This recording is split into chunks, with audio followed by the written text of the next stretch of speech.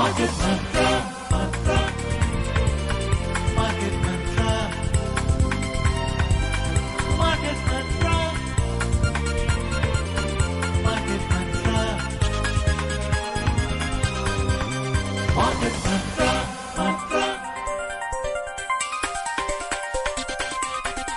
Market Mantra, Mantra. Namaskar and welcome to the Sunday edition of Market Mantra, the program in which we give you a complete update on the economic news of the day. And today, friends, being Sunday, we shall also be taking calls from you, our listeners, on any queries that you may have on mutual fund and related matters. Well, you may call us on the numbers 2331 4444, 2342 1050 and 2331 0464. If you're calling us from outside Delhi, please do not forget to add 011 as a prefix to these numbers. Well, I'm your anchor, Lalema Aneja Dang, and with me is my co-anchor, Subodh Mishra. धन्यवाद लालिमा और नमस्कार श्रोताओं। कारोबारी खबरों के साथ market मंत्र हाजिर है। आज रविवार है और हर रविवार की तरह आज भी हम म्यूचुअल फंड से जुड़े आपके सवालों के जवाब देंगे। सवाल पूछने के लिए आप इन नंबरों पर फोन कर सकते हैं 2331-4444, 2342-1050 और 2331-0464। दिल्ली से बाहर के श्रोता इससे पहले एसटीडी कोड 011 डायल करें। आज की खबरों पर चर्चा करने और श्रोताओं के सवालों के जवाब देने के लिए हमारे साथ स्टूडियो में हैं mutual funds expert Sneha Suri. Sneha, market मंत्र में आपका स्वागत है। जी धन्यवाद। पहले हेडलाइंस के साथ लालिमा। Thank you, Subodh. Yes, the headlines, friends. Domestic markets to focus on outcomes of monetary policy meets in the US, UK and Japan, and US GDP data for Qs next week. Foreign investors pump in nearly 28,000 crore rupees into the Indian capital markets in the first 2 weeks of December, and public sector banks record highest ever aggregate net profit of around 1,41,000 crore rupees in the last fiscal. अगले हफ्ते देश के बाजारों का focus रहेगा America, Britain और Japan में मौद्रिक नीति की बैठकों और अमेरिका के जीडीपी के आंकड़ों पर। इस महीने के 2 शुरुआती हफ्तों में विदेशी निवेशकों ने भारतीय पूंजी बाजार में लगभग 28,000 करोड़ रुपए का निवेश किया और पिछले वित्त वर्ष में सार्वजनिक क्षेत्र के बैंकों ने 1,41,000 करोड़ रुपए का अधिकतम कुल शुद्ध लाभ दर्ज किया, जो अब तक का सबसे ऊंचा आंकड़ा है।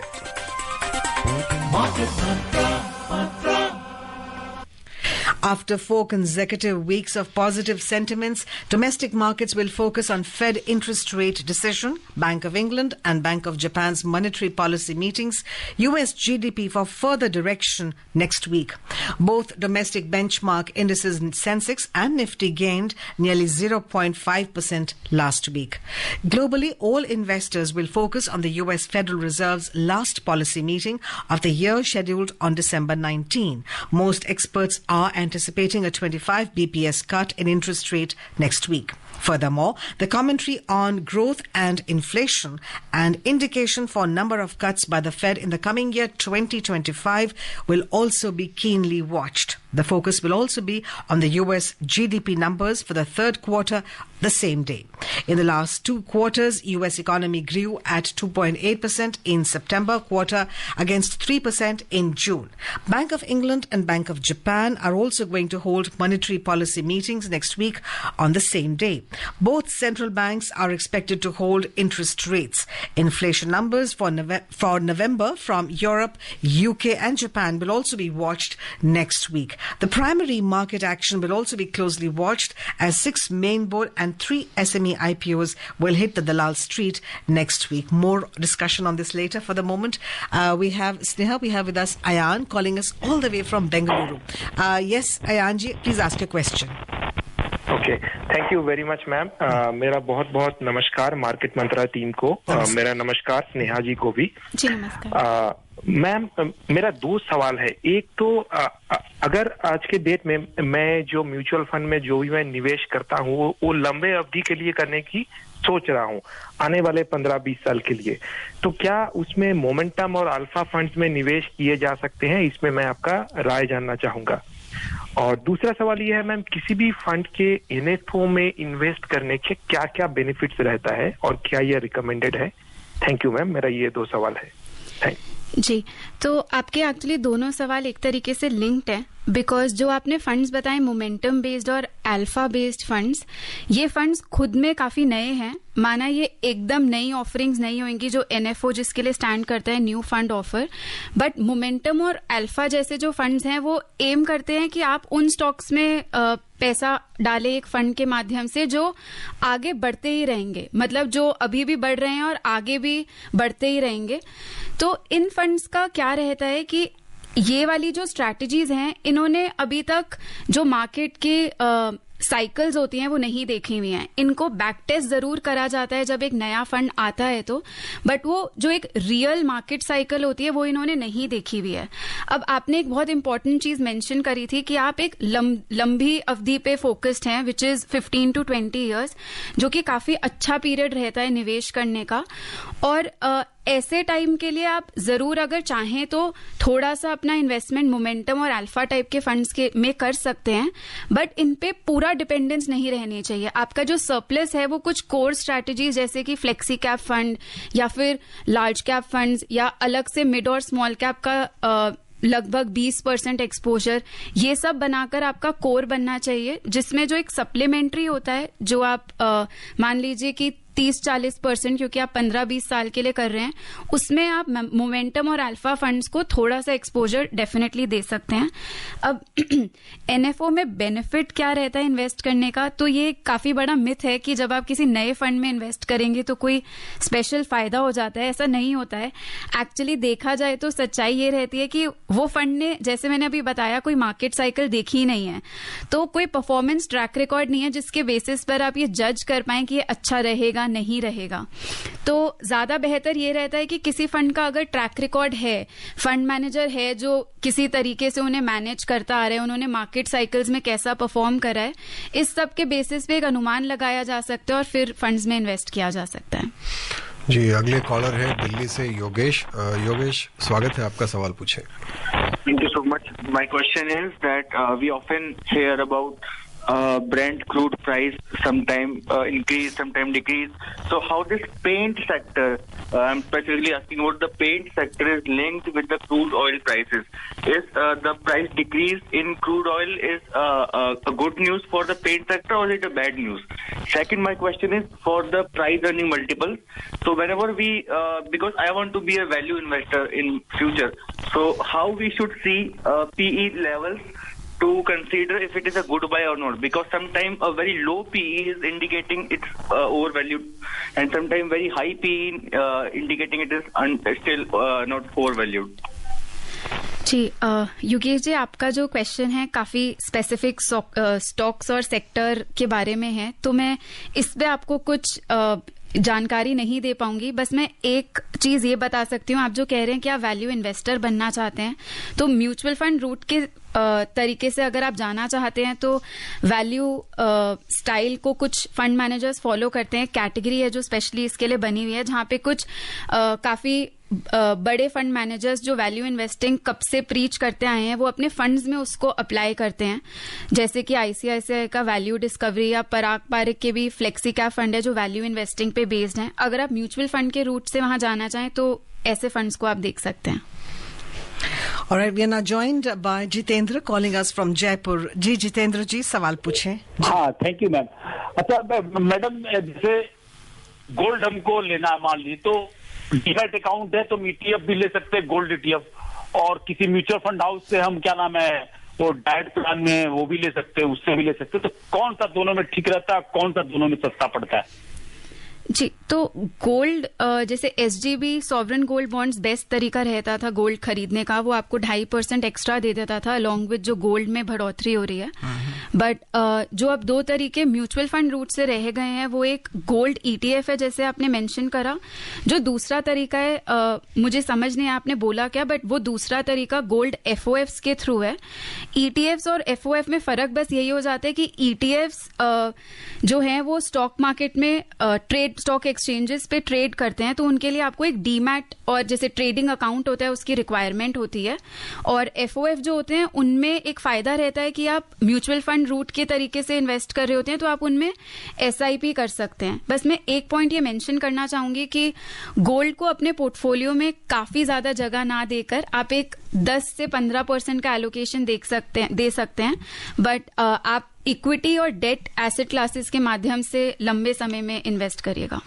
Is SGB a good idea, sovereign gold bond scheme, because which the government has not taken out recently but some time back? Yeah. And so sometimes back they did, and it is actually a very good option to invest in golds. But the problem is that because new tranches are not coming up, the ones that are listed on the stock exchanges are actually trading at a lot of premium because of the demand supply dynamics. Okay. So generally वहाँ पे premium से है, that is why maybe gold ETFs or FOFs may be a better route. नहीं तो you'll be spending a lot more than you could have achieved if fresh issues would coming in. any tax deduction benefit you get with SGB? I just ask Yeah. offhand. So if you hold them for maturity, no capital gains tax is Right. applicable. So that's one way of government encouraging you to invest in SGB. Right. लालिमा, एक और बात थी जो स्नेहा ने बताया, जी। तो इनकी जो श्रोता ने जो सवाल किया था उसके जवाब में इन्होंने जो आखिरी बात कही थी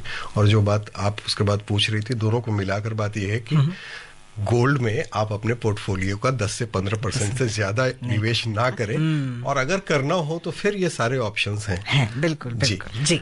अगले कॉलर हैं दिल्ली से यशपाल। स्वागत है यशपाल, सवाल पूछे। Good evening, team Market Mantra.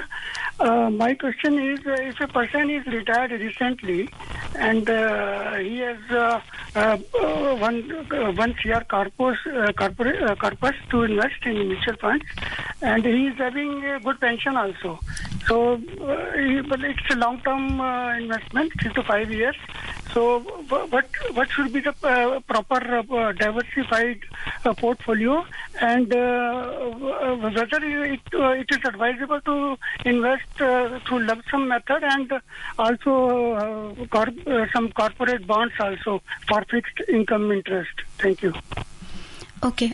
So I'm presuming this 1 crore surplus that you're wanting to invest in mutual funds is excluding your pension, and let's assume your pension is taking care of all of your other expenses. So this 1 crore can stay invested and you don't really have a regular income generation requirement out of this. Now, keeping this in mind, with this 1 crore, you can actually take some level of equity exposure. Generally, we say if you have regular income generation as a goal, then you can limit your equity exposure to, let's say, around 30%. But given that pension is already taking care of your daily income or expenses requirement, in that case, maybe you can get a little bit more on the risk taking side, and let's say invest of about 50%. But the equity exposure can maybe be invested in funds like FlexiCap, more so because they have a large cap orientation to their portfolio, but they also get you the mid and small cap exposure, although to a limited extent. Now, with the rest of 50%, you can actually look to invest in debt funds, like you were mentioning, corporate bond funds. You can look at categories like short duration or corporate bond funds. And if I have to, let's say, give you a few names so that it becomes easier for you to start investing, then on the equity side, maybe you can look at funds like Franklin FlexiCap, Parag Parikh FlexiCap, HDFC FlexiCap. And then on the debt side, there can be funds like Axis Short Duration, HDFC Short Duration. You can simply look to divide your 1 crore between these kind of funds. And your point being on investing in lump sum or SIP, then since it might have taken, a lot of your hard-earned effort to ये जो 1 करोड़ आपने कमाया है उसके लिए आपको काफी मेहनत लगी होगी, तो ये 1 करोड़ एक साथ ना इन्वेस्ट करके धीरे धीरे करिए, बिकॉज आप मार्केट लिंक सिक्योरिटीज में इन्हें इन्वेस्ट करना चाह रहे हैं. और मैं एक सुझाव ये भी देना चाहूंगी कि आप जब ये फ्लेक्सी कैप टाइप के फंड्स के बारे में थोड़ा पढ़ेंगे और आपको लगता है कि नहीं ये थोड़ा हायर रिस्कियर हो सकता है, तो फिर आप ये अलग अलग इक्विटी और डेट में ना करके इक्विटी सेविंग्स जैसे फंड्स में भी कर सकते हैं, जो आपका 30% का टाइप का एक्सपोजर इक्विटी डेट में इन्वेस्ट अपने आप कर देते हैं। तो ऐसे भी 2 फंड्स जो रहेंगे आप देख सकते हैं, एक्सिस का इक्विटी सेवर, मिराई का इक्विटी सेविंग्स एंड कोटक का equity savings. In other words, don't put all your eggs in the same basket, in one basket. Absolutely. All right, we are now joined by Mohan calling us from Gwalior. जी मोहन जी, अपना सवाल पूछे। जी market Mantra team को मेरी ओर से नमस्कार। नमस्कार। जी जी madam से मेरा सवाल है कि असेट एलोकेशन के ऊपर मार्गदर्शन करें, उसे प्रैक्टिकली कैसे एक्सरसाइज करें, और उसमें क्या गोल्ड को भी अगर इंक्लूड करना हो तो कुछ उसके ऊपर में अपना मार्गदर्शन दें। धन्यवाद जी। तो एसेट एलोकेशन एक बहुत ही इम्पोर्टेंट इन्वेस्टमेंट का प्रिंसिपल हो जाता है, क्योंकि जब हम इन्वेस्ट करने जाते हैं और मान लीजिए इक्विटी मार्केट बढ़े जा रही है तो आप शायद उसमें अपनी इन्वेस्टमेंट भी बढ़ाते रहेंगे, और मार्केट क्योंकि बढ़ रही है तो आपका उसमें एक्सपोजर बढ़ता ही रहेगा।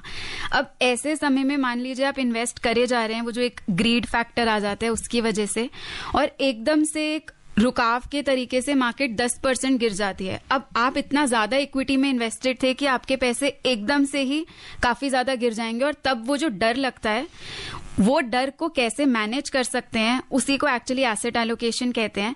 कि आप स्टार्ट ही अपना एक सोच के करिए, अपने गोल्स को देखकर करिए कि मुझे लगता है कि मुझे कुछ 40% हमेशा ही डेट में रखना चाहिए, नहीं तो मैं ज्यादा जब डाल देता हूं इक्विटी में तो मेरा डर बढ़ जाता है। तो अगर आप मान लीजिए आप ये 60-40 का रेशियो लगाकर स्टार्ट करते हैं, अभी मैं इक्विटी और डेट की ही बात कर रही हूं, तो जैसे ही कुछ मार्केट बहुत ज्यादा बढ़ रही है और एक फियर बढ़ रहा होता है कि अब यहां से गिरेगी, अब यहां से गिरेगी, उस फियर को कंट्रोल करने के लिए आप ऐसा देख सकते हैं कि मार्केट बढ़ रही थी, कि अगर ये आपका 60% जो इक्विटी था, क्या ये 70 पहुंच गया है, 75 पहुंच गया है, 80 पहुंच गया है, तो आप एक ऐसे मतलब इसका कोई एक साइंस नहीं होती है, बट एक थंब रूल के तरीके से हम लोग ऐसे कहते हैं कि आप देख सकते हैं कि जब 5 से 10% आपके ओरिजिनल एसेट एलोकेशन से मतलब इक्विटी या डेट का एक्सपोजर बढ़ जाता है, तो उसको प्रून डाउन करने के लिए आप उसी टाइम ये एक्शन ले सकते हैं कि थोड़ा इक्विटी से निकल के आप डेट में शिफ्ट हो जाइए। जहां तक बात गोल्ड की है, तो जैसे हम अभी पहले चर्चा कर रहे थे कि गोल्ड को मेन एसेट क्लास ना बना के आप उसमें 10% रख सकते हैं, और आप इन अ स्टेडी स्टेट वही उतना ही रख सकते हैं। जनरली गोल्ड की बढ़ोतरी उस तरीके से नहीं हो जाती है जैसे हमने पिछले समय में देखा है, बट जनरली आप 10 से 15 उसमें रख सकते हैं, और बाकी जो आपकी इक्विटी और डेट है उनमें एलोकेशन कर सकते हैं। एक और तरीका हो जाता है जहां एसेट एलोकेशन ऑटोमेटिकली होती है, वो टाइप के फंड्स हाइब्रिड फंड्स हो जाते हैं, जहां पे हमें खुद नहीं करना पड़ता है, और ऐसे फंड्स मार्केट में एग्जिस्ट करते हैं। जैसे अग्रेसिव हाइब्रिड है, वो 65% इक्विटी में रखेगा ही, 35% डेट में रखेगा ही। ऐसे टाइप के फंड्स को भी देखा जा सकता है अगर हम खुद अपना वो डिसिप्लिन माइंड में नहीं बना पाते हैं एसेट एलोकेशन का, तो ये कुछ फंड्स हैं जो हमारे लिए कर देते हैं, और ये टैक्स एफिशिएंट भी रहते हैं, क्योंकि ये जब फंड के अंदर ये सारे लिमिट सेट हो रही होती हैं तो एज एन इन्वेस्टर हमें कोई टैक्स नहीं लग रहा होता है। जी, अगले कॉलर हैं पटना से संदीप। संदीप, स्वागत है आपका, सवाल पूछे। जी नमस्कार मार्केट मंत्रा टीम में। नमस्कार स्नेहा मैम को भी नमस्ते। मैम, मेरा प्रश्न ये है कि यदि मैं लंबी अवधि के लिए 10 वर्ष या उससे अधिक अवधि के लिए स्मॉल कैप में इन्वेस्ट करूं तो कैसा रहे, क्योंकि ज्यादातर एक्सपर्ट ये बताते हैं कि स्मॉल कैप फंड में ज्यादा अपना पोर्टफोलियो नहीं रखना चाहिए, किंतु मैंने जो थोड़ा बहुत एनालिसिस किया है तो मैंने देखा है कि लंबे अवधि में स्मॉल कैप कहीं ज्यादा मिड कैप और लार्ज कैप से अधिक रिटर्न देते हैं, फिर भी इसे अवॉइड करने के लिए क्यों कहा जाता है? जी संदीप जी, आप बिल्कुल सही कह रहे हैं कि स्मॉल कैप लार्ज और मिड से ज्यादा ही रिटर्न देते हैं। वो इसलिए है कि जैसा इनका नाम है कि ये अभी छोटे हैं, जैसे ही ये ग्रोथ दिखेगी इन कंपनीज में, इन बिजनेसेस में, तो लंबे समय में इनमें जो प्रॉफिट्स होंगे जिसका एक हिस्सा हमें मिलता है इनमें इन्वेस्ट करके, वो ज्यादा होगा। बट आप जो कह रहे हैं कि आपने एनालिसिस करा है, आई एम श्योर आपके एनालिसिस में ये भी आया होगा कि जब 2008 जैसे टाइम पीरियड्स आए थे तब यही स्मॉल कैप थे जो लार्ज कैप से ज्यादा गिर गए होंगे। तो अगर आप कैलेंडर ईयर रिटर्न्स देखते हैं तो ईयर ऑन ईयर पता चलता है कि कैसे कुछ समय में स्मॉल कैप एकदम जूम करके 80% दे देते हैं, बट वो 80% गिर भी सकते हैं. तो आप बिल्कुल इनमें इन्वेस्ट कर सकते हैं, उसमें कोई प्रॉब्लम नहीं है. बट ये जो एक टेम्परामेंट माइंड में चाहिए होता है ना कि ये उतार चढ़ाव आप सहन कर पाएं, उसके लिए ज्यादा से ज्यादा लोग ये बोल पाते हैं जो मार्केट में है कि आप अपना सारा पैसा इनमें नहीं डाल दीजिए, आप थोड़ा थोड़ा करके स्टार्ट करिए और एक ही स्मॉल कैप में ना डाल के आप 2-3 स्मॉल कैप्स में डिवाइड करिए. बट फिर भी जो आपका एक लेट्स से एटलीस्ट 70 to 80% पैसा हो जाता है, वो लार्ज और मिड में ही समटा रहे तो वो ज्यादा बेटर रहता है. बट अगर आप अग्रेसिव रिस्क ले सकते हैं और आप ये समझदारी रखते हैं तो आप डेफिनेटली इनमें ज्यादा इन्वेस्ट कर सकते हैं. पॉइंट यहाँ पर ध्यान रखने वाला यही है कि आप 7 साल से ज्यादा के लिए इन्वेस्टेड रहें और कंटिन्यूस इन्वेस्ट करते रहें सिस्टमैटिक इन्वेस्टमेंट प्लान्स के थ्रू. और वैसे भी हम हमेशा कहते हैं कि पैसा आपका है, फैसला आपका है. बिल्कुल. अच्छा स्लोगन है. Alright, we now joined by Dev from Delhi. Yes, Dev, please ask a question.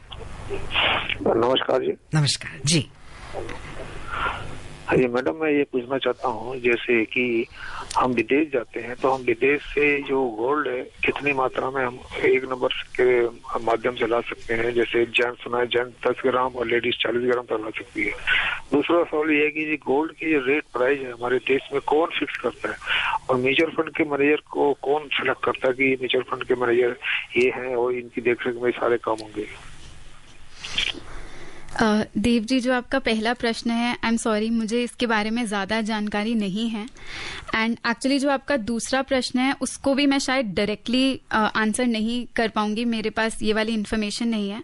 But जहां तक आपने पूछा कि फंड मैनेजर को कौन सिलेक्ट करता है, तो ये जैसे अगर कोई म्यूचुअल फंड ट्रस्टी हैं, उनके अंडर म्यूचुअल फंड कंपनीज होती हैं जिनके अंडर जो भी रिसर्च डोमेन से लोग आए हुए होते हैं, वहां पे एम्प्लॉयड होते हैं, उनमें जिनमें ये कैपेबिलिटी दिखती है कि वो फंड मैनेजमेंट में आ सकते हैं, उनको फंड मैनेजर बनाया जाता है. अब ये विद इन द एएमसी होता है कि कौन इक्विटी देखता है, कौन डेट देखता है, जिसका जो प्रोफेशन होता है उसके अकॉर्डिंग या जहां उनकी ज्यादा समझ होती है उसके अकॉर्डिंग उन्हें ये रोल मिल जाता है. जी, मैसूर से देसाई हमारे साथ हैं. स्वागत है आपका, सवाल पूछें. नमस्ते मार्केट मंत्रा टीम. नमस्कार सर, मेरा ये डाउट था कि when we apply IPO through UPI, PhonePe, ऐसा कुछ ब्लॉक जो करते हैं हमने पैसे, उसमें अलॉटमेंट चांसेस बहुत कम रहता है. ये मैं किधर भी पढ़ा. And it's better you go through आसबा, through bank, so that you get good better chance. आपका राय क्या है सर? जी, इस पर हम माफी चाहेंगे क्योंकि आज हमारा प्रोग्राम सिर्फ म्यूचुअल फंड पर फोकस्ड है और हम इसी से जुड़े हुए सवाल लेते हैं. आप इस तरह के सवालों के लिए हमें शनिवार को और सोमवार को फोन कर सकते हैं. कल है सोमवार, कल बात यही सवाल पूछ सकते हैं. जी, अगले कॉलर के पास चले लालिमा. जी, यस बोल. Well, we are now joined by Gaurav calling us from Ghaziabad. Yes Gaurav ji, please ask a question. Yeah Madam, just one question about fixed income. It is important to have fixed income in our portfolio. So, equity arbitrage fund versus debt funds, short-term debt funds, which are more advisable from return point of view and tax point of view, because normally we park short-term money either in liquid or short-term funds so that we can switch to equity whenever there is an opportunity or a drop in the Sensex or whatever market values of any particular sector of stocks. So arbitrage and versus equity arbitrage versus short-term fund. Which can you give us simple analysis and detailed information so that we can select any one of them from our investment point of view? Thank you. Right. So Gaurav, when you started out asking the question, you touched upon a very critical aspect of having fixed income in your portfolio. So I would like to highlight one thing before I list down the comparison between the two kind of categories. The point being that when you invest in fixed income, return generation is not really the perspective with which we invest in fixed income, because what fixed income gets you is something more important than the returns. It is the stability that it adds to your portfolio. So preserving your capital is more important than the generating returns out of fixed income. To achieve a return generation goal, you might as well go to equity asset class, because there the payoff of taking a higher risk for more returns is mostly what equity gets you, not really fixed income. Now the question you asked is a very pertaining question these days, because since the removal of indexation benefits from debt funds, people are actually asking, the comparison there lies between stability of debt funds versus the tax efficiency of hybrid funds, like the arbitrage funds that you mentioned. So the difference between the two definitely is that equity arbitrage category gets you equity like taxation, because of SEBI mandate, it has to invest, or it has to have 65% gross exposure to equity, while in case of debt, since the new budget came in, they are now taxed at your added to your income and taxed at your slab rate. But debt funds do have a role to play in your portfolio, because arbitrage funds can get a tad riskier than debt funds for shorter time periods, let's say 3 months, 6 months. And the benefit that arbitrage fund gets you is more broadly pertaining to, let's say, higher tax slab individuals, because the returns are basically alike when it comes to debt funds and arbitrage funds. Debt funds here being categories like, let's say, short duration funds. So you can go with either of the two, but arbitrage would be more volatile, I would say, in short time periods, because they try to gain from the mispricing opportunities in the market. So there can be a higher volatility जो आपको debt funds में नहीं मिलती है. तो let's say if you are an individual with a tax slab of 20% and above, maybe arbitrage funds can be beneficial, but debt funds do get you a peace of mind, so they still have a role to play. अगले खबर पे नजर डालते हैं। दिसंबर के 2 शुरुआती सप्ताहों में विदेशी निवेशकों ने भारतीय पूंजी बाजार में लगभग 28,000 करोड़ रुपए का निवेश किया है। ताज़ा आंकड़ों के अनुसार विदेशी निवेशकों ने भारतीय शेयर बाजार में 22,766 करोड़ रुपए का निवेश किया और ऋण बाजार में 4,814 करोड़ रुपए डाले। इस तरह भारतीय पूंजी बाजार में इस महीने अब तक उनका कुल निवेश 27,580 करोड़ रुपए तक पहुंच गया।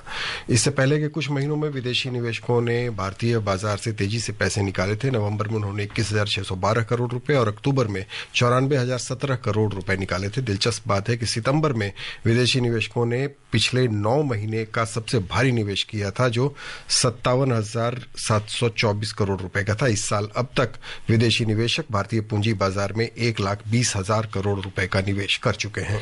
All right, public sector banks, PSBs as we call them in India, have recorded their highest ever aggregate net profit of around 1,41,000 crore in the financial year 2023-24. Meanwhile, the gross non-performing assets GNPA ratio has declined, dropping to 3.12% in September this year.